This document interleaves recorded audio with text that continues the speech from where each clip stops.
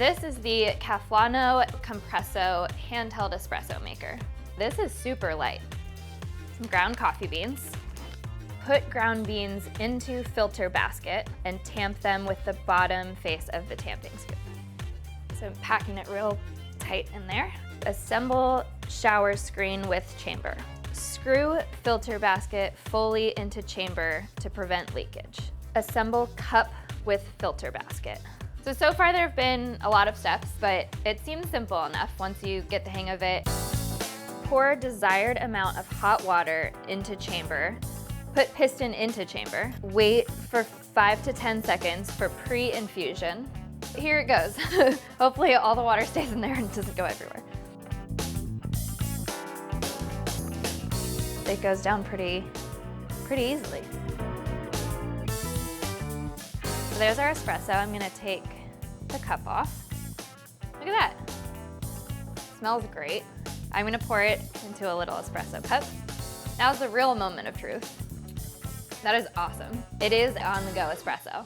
So I did really love this espresso maker. It's super light, it makes a great espresso, and I thought if you get one of these, why not make a latte?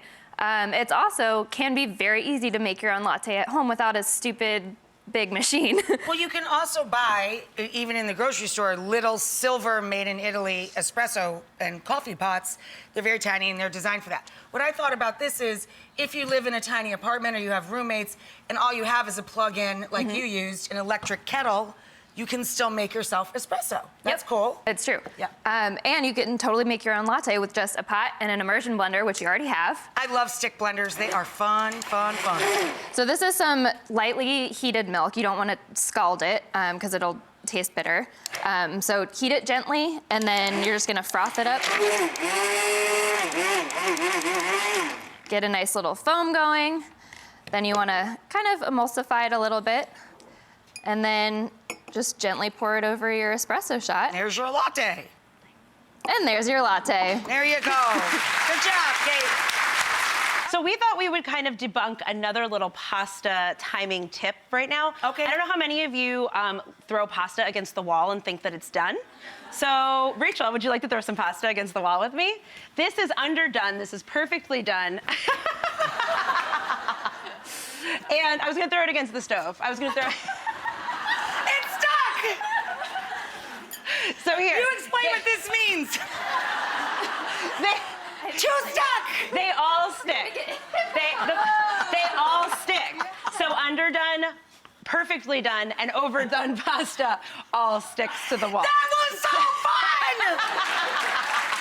More segments where we throw pasta at walls.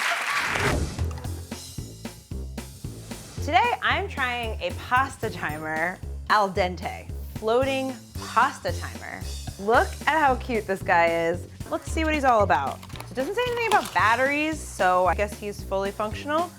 Number one is pasta al dente into a boiling pot of water. Let's drop it in with some rigatoni and see what happens. Drop in Al. I know cooks to al dente in 7 minutes. We are gonna wait for him to sing for his supper.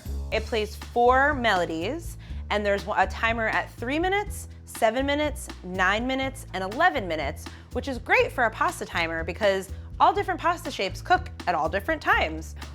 Oh, he beeped. It's very quiet, but I don't know, can you guys hear that?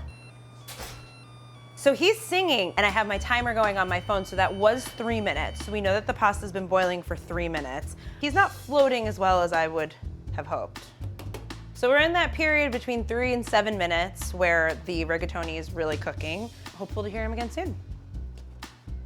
Oh, okay, so I heard a very small beep, but can you guys hear him? That was the 7-minute timer. Al, thank you for your service. You were not as loud as I would have hoped, but let's drain the pasta. Okay, I'm gonna give it a little taste to see how it is. Got some perfectly cooked pasta. Mr. Al told us that it was gonna be al dente at 7. He sung a very quiet song, but the pasta's great. This would be totally usable for Rachel on set.